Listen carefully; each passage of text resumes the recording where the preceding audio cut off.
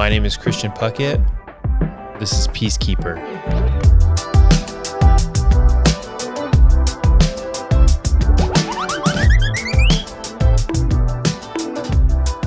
Hi, everyone.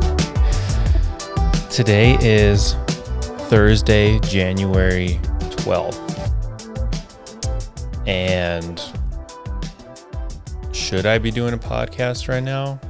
I'm not really sure, but here I am. So our due date, Emily's due date, is the 14th, which is in 2 days. And man, she's ready to go. I think we're both ready to go. It's just sort of a waiting game from here on out. But things are starting to progress. She's starting to get cramps. I believe they're called Braxton Hicks cramps. They're sort of practice, like smaller trial contractions. I don't know. It's just your body getting ready for the big game. There's some other stuff, maybe a little bit TMI, but things are starting to progress. So I'm done with work for now. I'm technically scheduled until Saturday, but I'm just going to call out for my next 2 shifts. And I'm sure they'll understand, right? Yeah, we're excited. We're excited. I'll probably be on a little bit of a time crunch today because I was just like, all right, well, Emily, hear me out. Since we were kind of expecting to, it could happen at any second, right? But Thursday rolled around. Here it is. And no labor yet. So I was like, hear me out. What if, just give me 30 minutes to do this podcast, please. I need it. I don't need it, but I need it, So she is running to Buffalo Exchange really quick. She's got a gift card and she might go grab a cup of coffee. And this is my in. We just walked the botanical gardens this morning. A nice little 2-mile walk. Hit the aquarium afterwards. Apparently walking can induce labor, so we're going to be walking as much as possible. Man, 2 days. I don't know what I'm getting myself into. Aesop is maybe he can tell that something's happening. He's starting to. I think he gets it. We'll be like, Aesop, where's your baby brother? And he'll go point to Mama's stomach. Or we installed the car seat the other day. We're like, Aesop, where's little Ira? Where's your baby brother gonna sit? And he'll point to the other stroller. Aesop is coming online. Yeah, it's pretty awesome just to see him starting to understand stuff. Like I'll be like, my water bottle will be across the room in the kitchen. I'm like, Aesop, where's my water bottle? Where's Dada's water bottle? I can't find it. And then he'll go on a little, it's just so cute. And he'll bring me my water bottle and he'll give me a smile. And I'm like, oh, thank you. Sweet little boy. All right. Well, since I've got limited time today, and honestly, I wasn't expecting to do a podcast today. But I really want to be consistent, and that's important to me, even if it's, short and sweet. So I was just kind of scrambling this morning of just like, well, if I did do one, what would I talk about? And I wrote down 3 things. I wrote down Aesop's birth story. I wrote down my life story. And I wrote down self-consciousness. 3 topics that I could talk about. So here we go. I'm going to talk about Which one should I start with? I'll start with self-consciousness. Why not? Okay. Am I a self-conscious person? Yes. Yeah. I mean, I am a self and I have a consciousness and I'm self-aware and I can be self-critical. I think I used to not, I definitely used to not be self-conscious.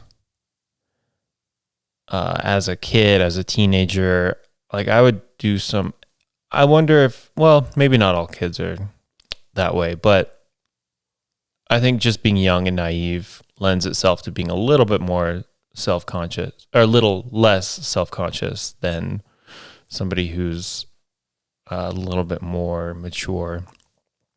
But I used to do like the antisocial videos, and that's really putting yourself out there. Like we would, I guess for people that don't know, I used to do YouTube prank videos. Oh, this is so embarrassing. Back in the day with Levi Martinez, Levi Lobo. And we actually took it pretty seriously, you know. We did it for like 2 years. We probably made over 100 videos. Like we would post weekly. We built up a relatively decent following. We collabed with some of like the biggest pranksters on YouTube at the peak.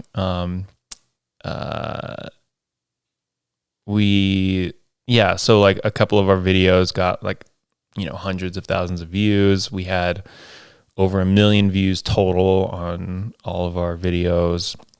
We were in a few other people's videos that had like millions of followers and subscribers and stuff. So, oh my goodness, what if you're, what a game to be in is the YouTube prank world. We don't do that anymore.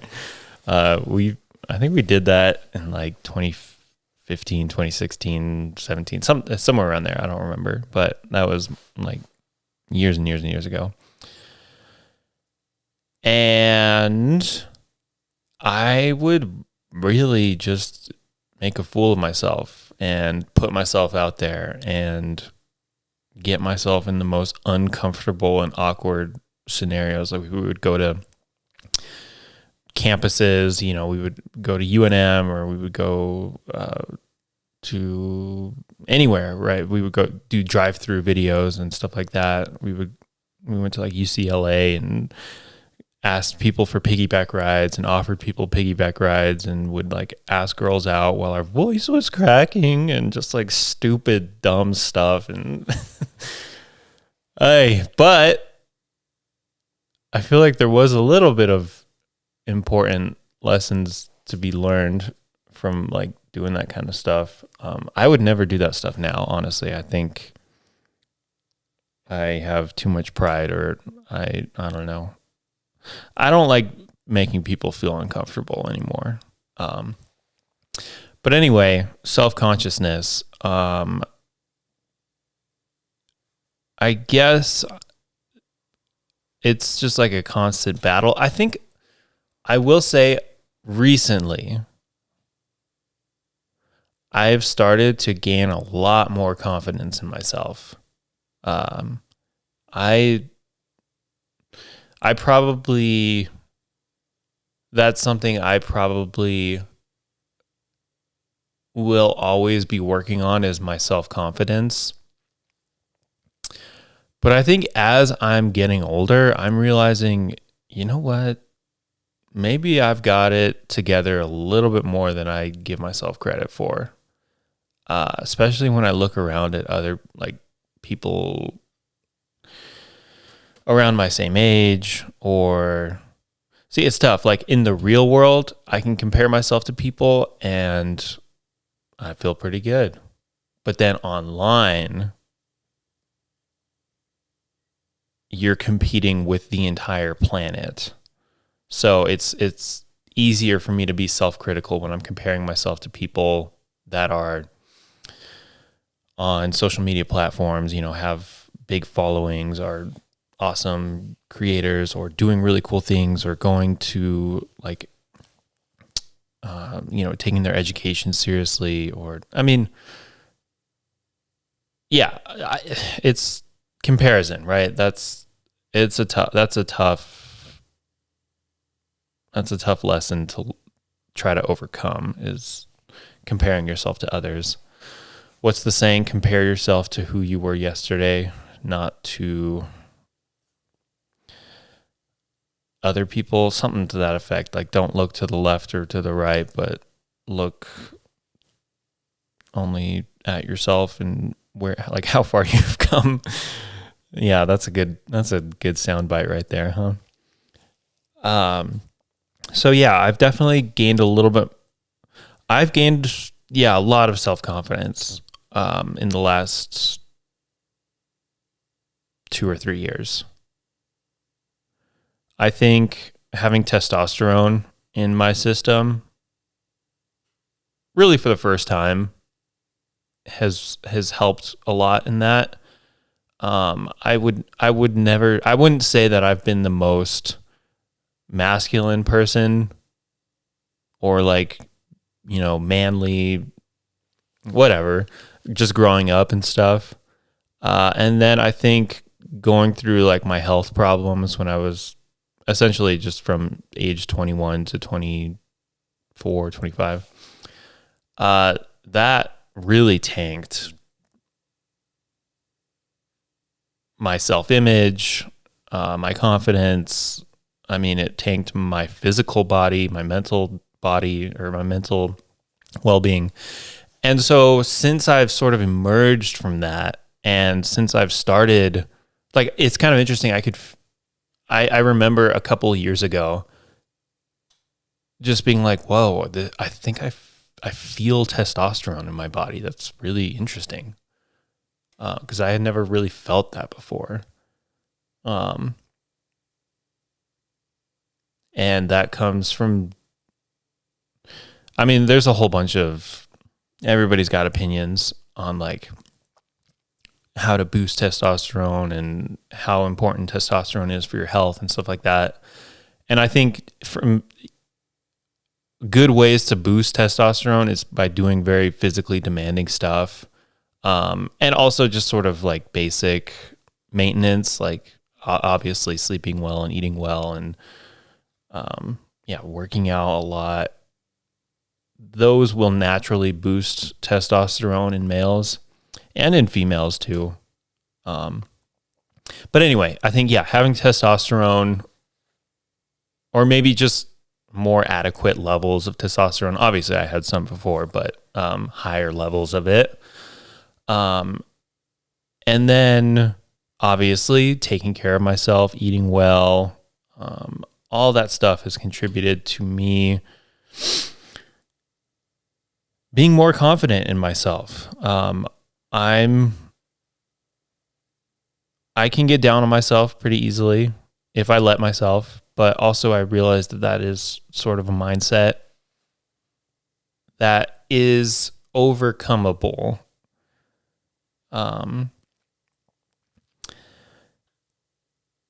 And it's always a work in progress. So I'm going to continue to try to not compare myself to others.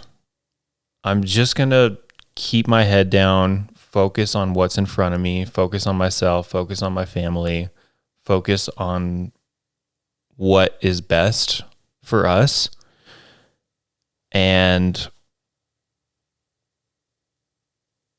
that's sort of all I have to say about that. Self-confidence, self-consciousness.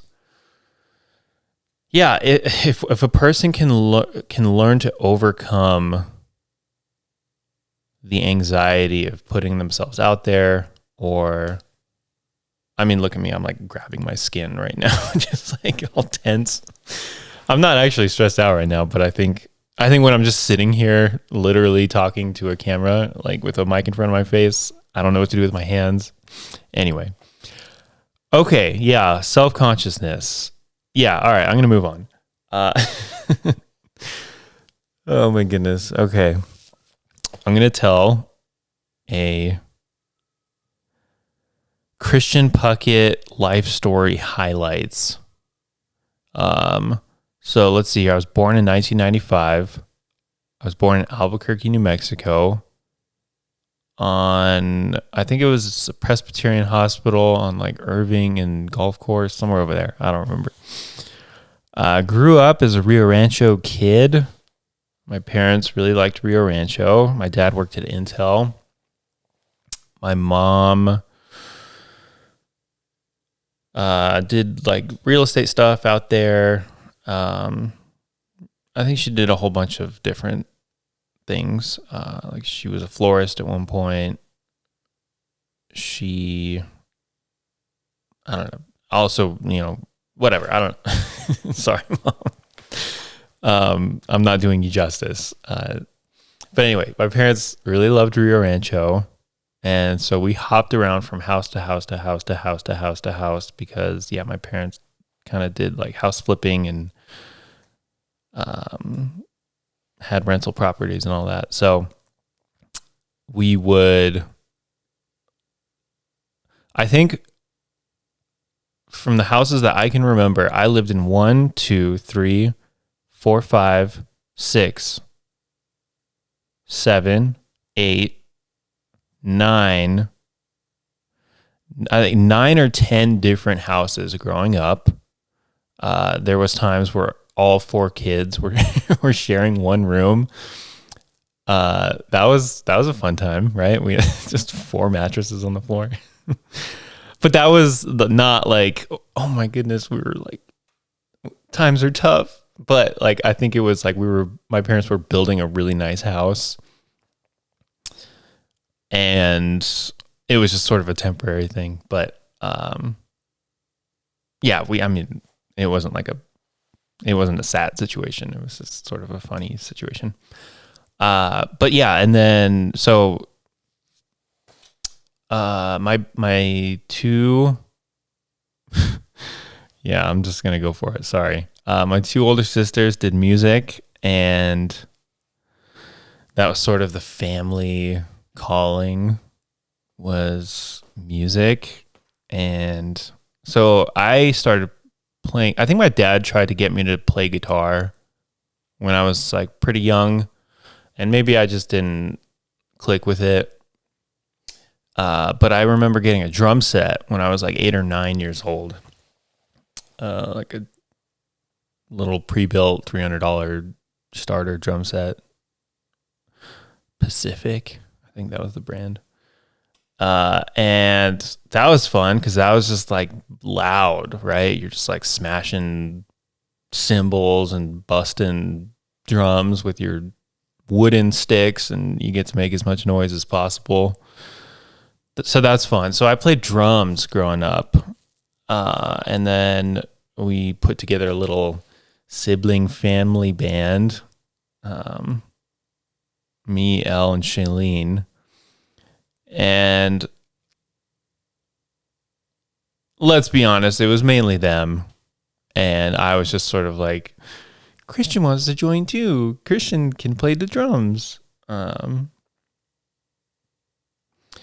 wouldn't necessarily say that I was like super in love with music or just like was born to be a musician. But it was a pretty big part of my upbringing, a part of my childhood. So yeah, we did that, and Shailene and Elle, obviously, they took it pretty seriously. They ended up getting signed to Tooth and Nail Records when they were pretty young. They ended up moving to Nashville. We went on a lot of tours, which I sometimes sort of forget. The amount of touring I did when I was like 15 to 17. Like we went on Warped Tour in 2010? Yeah, so that was, yeah. Sorry, I'm getting my dates all mixed up here, but we went on Warped Tour in 2010, so I was 15 years old. And around that time, we also went on a few other like national tours.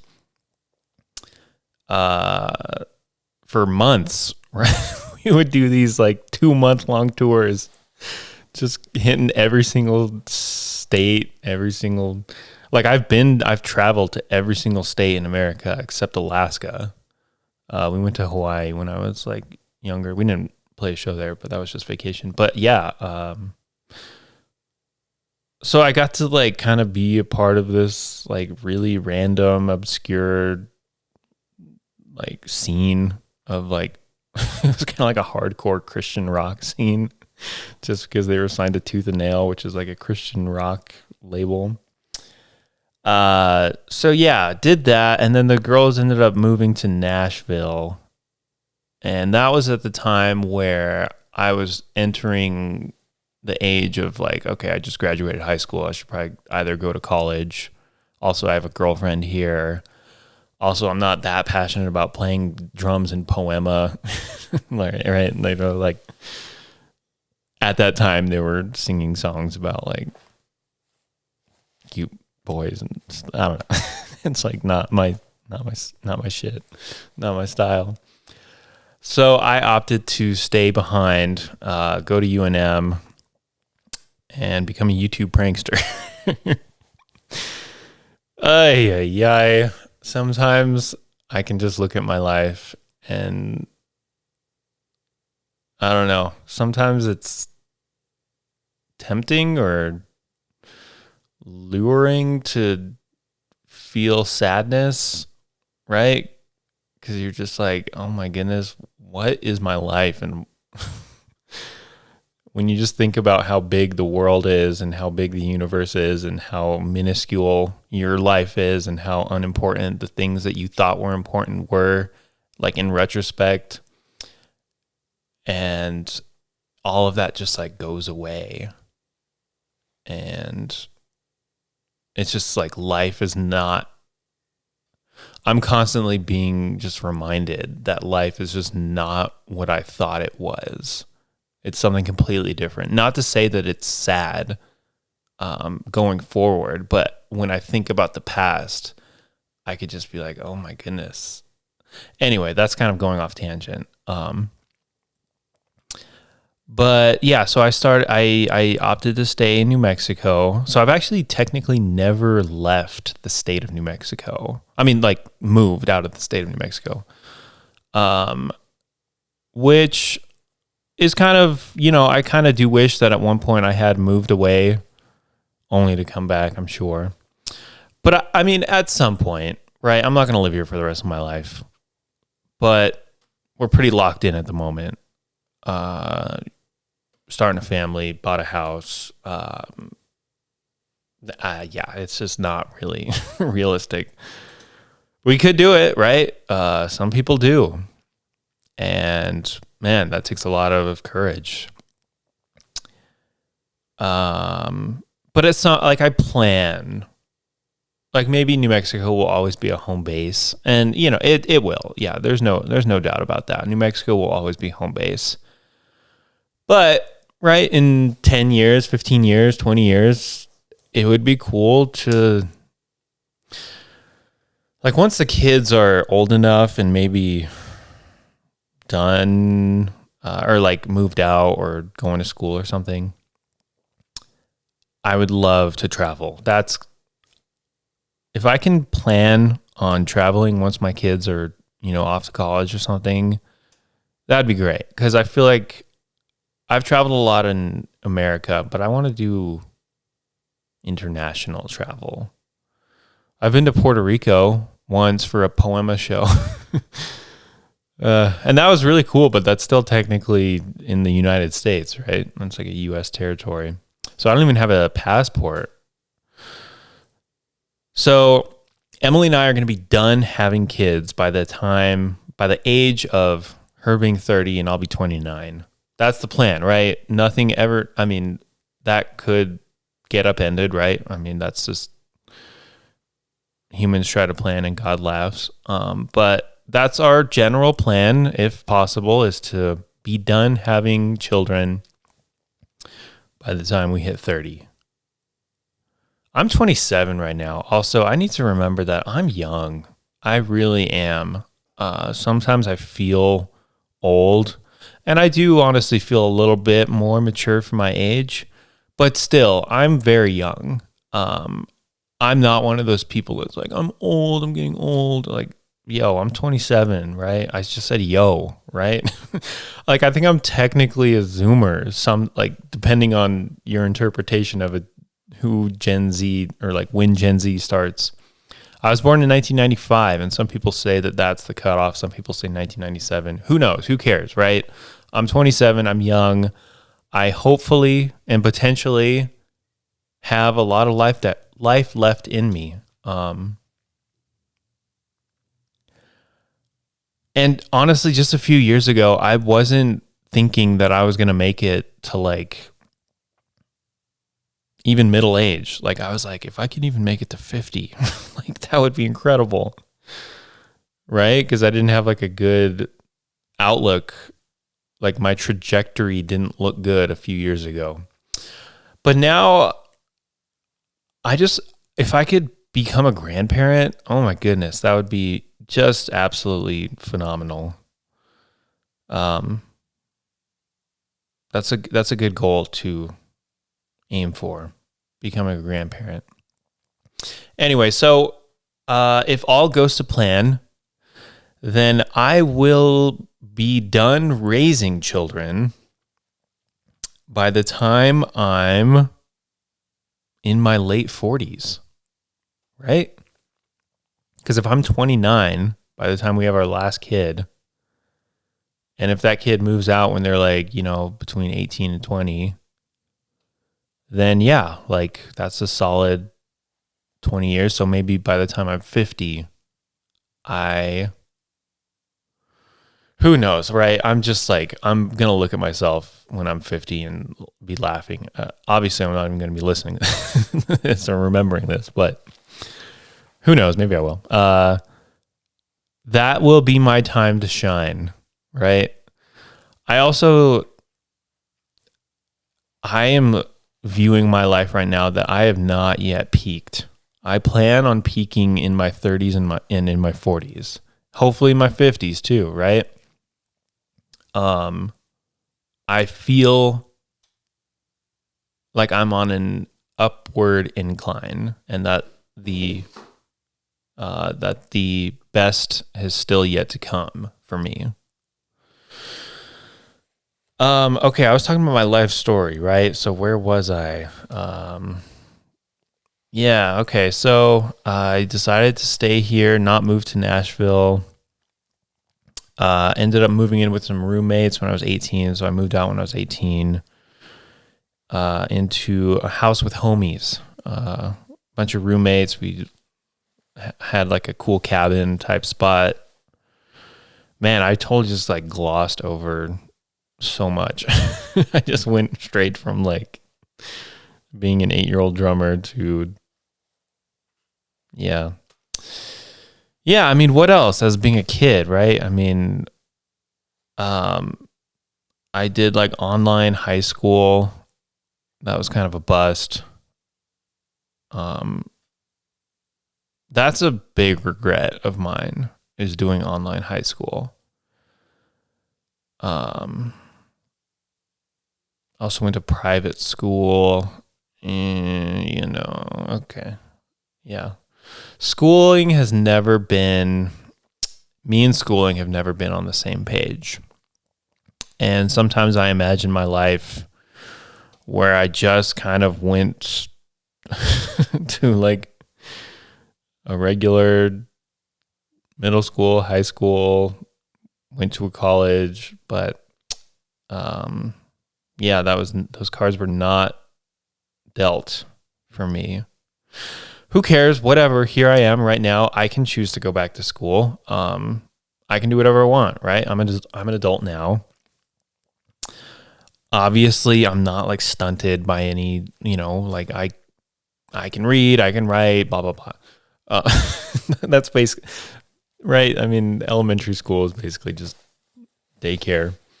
It's not. I don't even know what the hell I'm saying. Anyway, I'm going all over the place. I did go. I said I went to UNM, but I dropped out after like 3 semesters. 'Cause school sucks. UNM sucks, and dropped out to do videos. And then later, though, I did go back to school. So I went back to CNM and got an associate's degree in business. So yeah, I'm very well off. Yeah. Sometimes I feel like it was just a throwaway degree, but then my parents always swoop in. They're like, "No, it's great. You're one kid who has a degree of any kind, and it's an associate's degree in business." Whatever. Anyway, yeah. So schooling I don't know. Sometimes I have seasons of being really inspired to go back, and I do want to go back, but I just want to be all in if I'm going to go back, and I want to get like an actual like STEM degree. New Mexico has the New Mexico Opportunity Scholarship, something like, I don't know, whatever it's called, but it's essentially free tuition for New Mexico residents. So I really need to look into that a little bit more. Okay, ended up moving into a couple other different houses with roommates. Again, this is where I'm like 18 to 21. I got a fake ID, so I could go to bars when I was 19, 20. That was super cool. Got into some trouble, not real trouble. I was never I was not a troublemaker. I kind of surrounded myself with like a few people that were a little bit more prone to getting into trouble.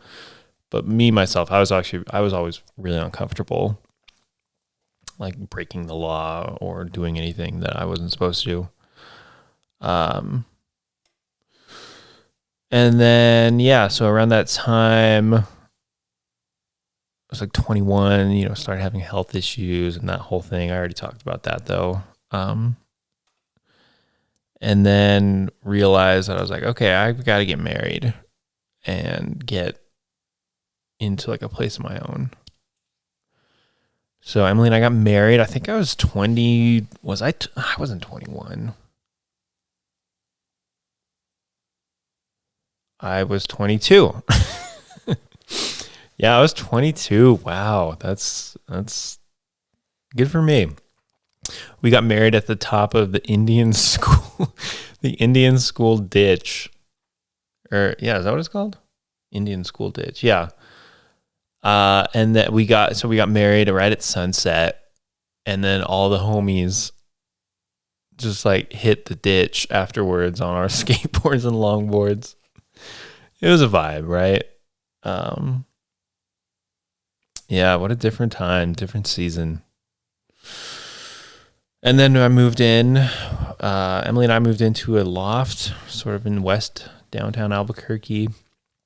Spent a few years there. And that was me really just focusing and going all in on figuring out my health. It was like that 3-year period at the lofts. And then we bought our house in 2020. And I had Aesop in 2021. And then there was COVID and that whole thing. Oh my goodness. Don't want to get this podcast put on a bad list, so I might have to bleep that out.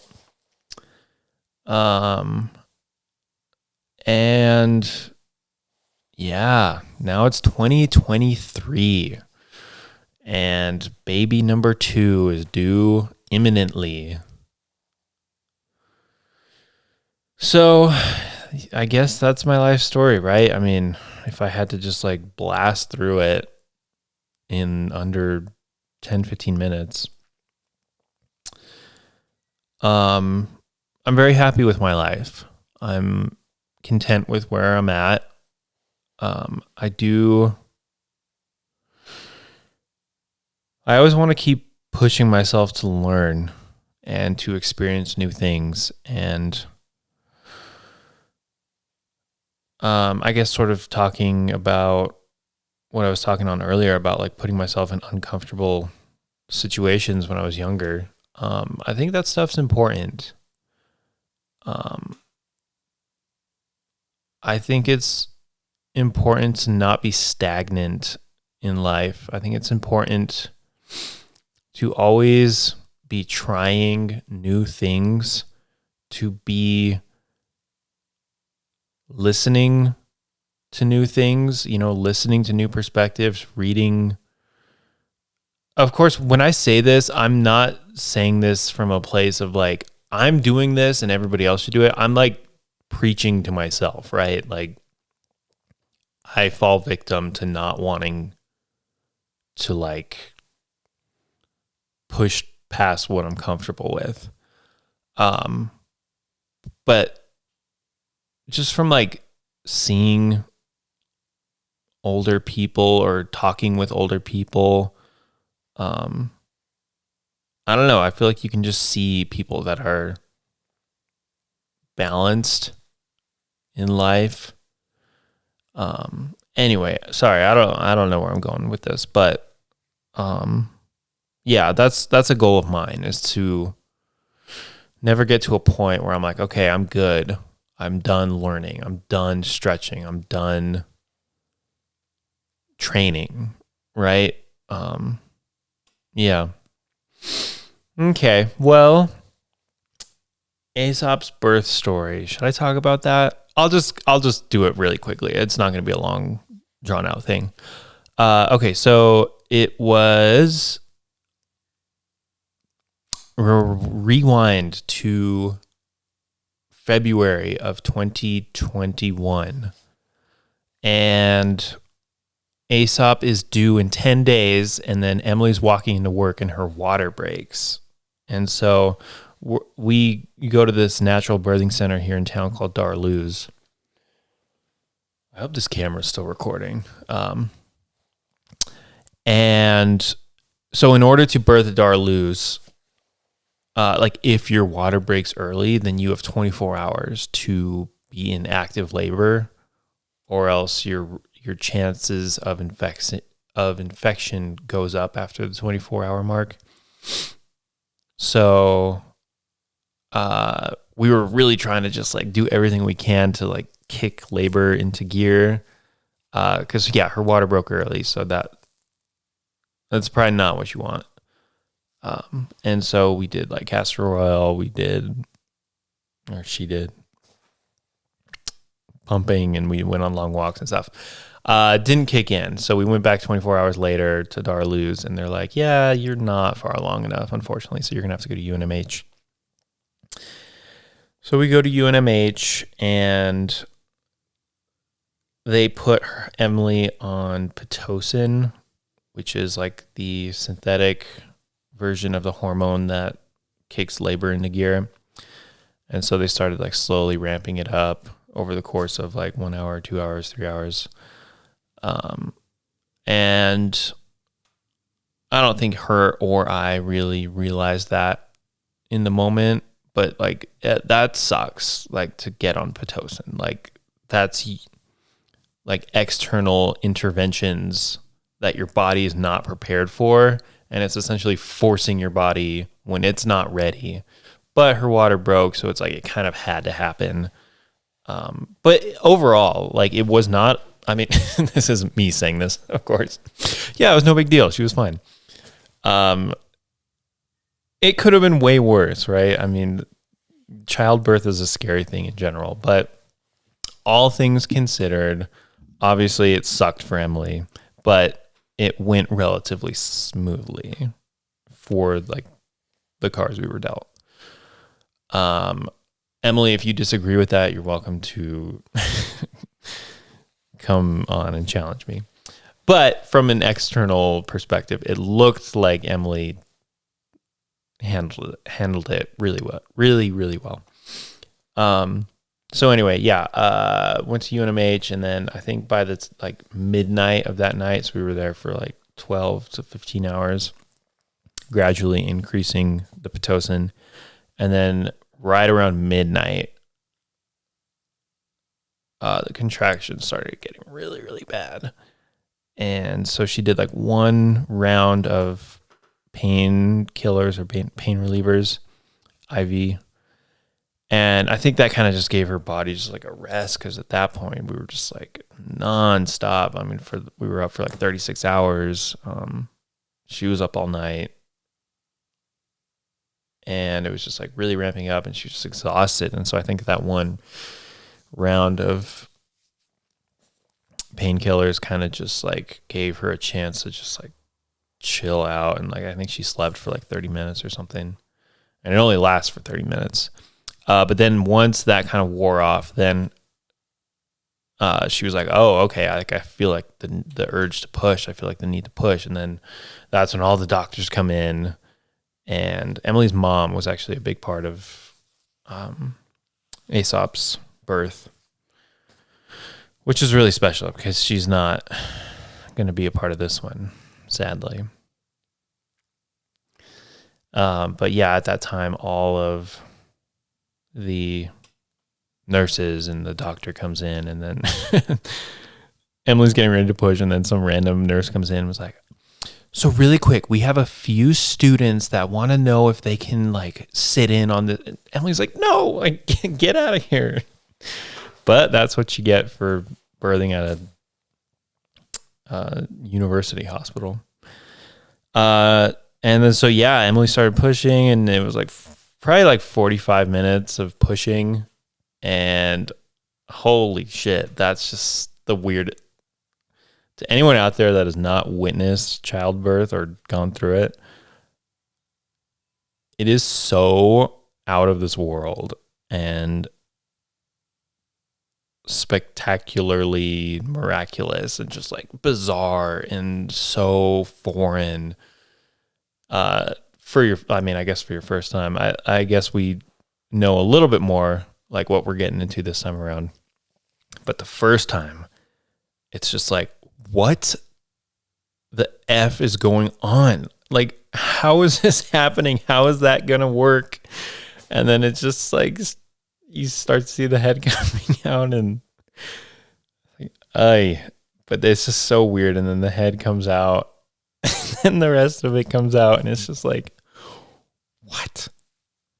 But yeah, and then just seeing Aesop take his first breath, right? I mean, because at that point, they're not, once their skin gets introduced to oxygen for the first time, or their like lungs and stuff, that's when they start to like kick in. That's when their lungs kick in. And so you literally watch them like take their first breath, and then they start crying, and then you start crying, and it's just such an unbelievable moment. 10 out of 10 experience, highly recommend. But yeah, that'll change your life. So yeah, I just started like crying, and it was just such an amazing moment.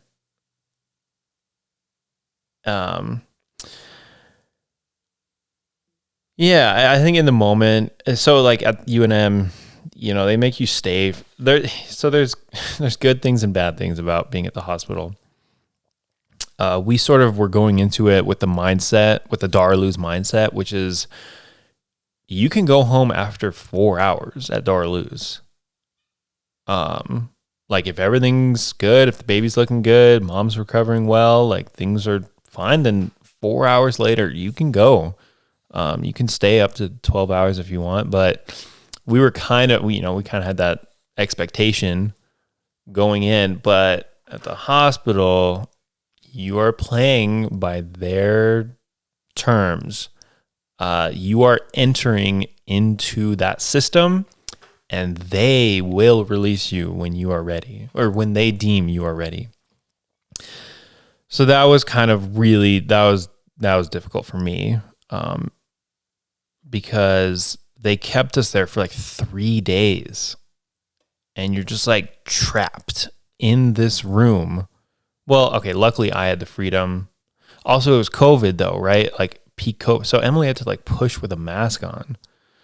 Anyway, yeah, so it was like peak COVID. I don't know if it was peak, but it was COVID times. And so I could leave if I really needed to, which I just said I really needed to like go get food, go get whatever, snacks or whatever. Oh, also the hospital food is just absolute atrocious shit. It's so embarrassingly bad. It sucks. I'm a bit of a food critic myself. Would not recommend hospital food. It's an atrocity. Okay. So yeah, so Aesop had a little bit of jaundice, which also I had as a kid. I mean, not a big deal, right? I guess to my uneducated brain, but so they had to keep him and do like blue light therapy for like 24 to 48 hours, and then they had to have like an ankle monitor on Aesop. And then there's like a couple times where like the monitor got loose or like wasn't reading right, and then security barges in. They're like, "We need eyes on the baby." Like, it's like, what the hell is going on at UNMH where you have to put ankle monitors on these babies? Like, I don't want to know. Honestly, there's probably some very sad situations out there. But yeah, we ended up like having to stay for just a really long time. I was kind of going stir crazy. And then finally, oh my goodness, they released us and we could go outside. Oh my God, we hadn't been outside for like 3 days. And then we got them all buckled into the car. We listened to Good Days by SZA on our way home. And yeah, the drive home with your new baby that's a good moment. That's a good memory. Okay, that's the birth story of Aesop. All right. So shit's about to get real probably within the next probably 24 to 72 hours. So yeah, the due date's in 2 days. But like I said earlier, things are progressing, stuff's starting to happen. And so I'd like to be back next week, but probably not. Maybe I will. I hope to be. But I'm not gonna force it. Like, if it's not gonna happen, that's fine. Okay. What else? I'm gonna wrap up. I'm done. Any other housekeeping things? New intro, right? What'd you think of that? Looks pretty good. Whipped that bad boy together in a few minutes. Yes, I got a new ring light that's currently surrounding my camera. It's like one of those selfie ring lights. I don't even know if it's doing anything, honestly. Okay. All right. Well, everyone, I wish you well and wish us well. It's going to be quite an adjustment over the next few days.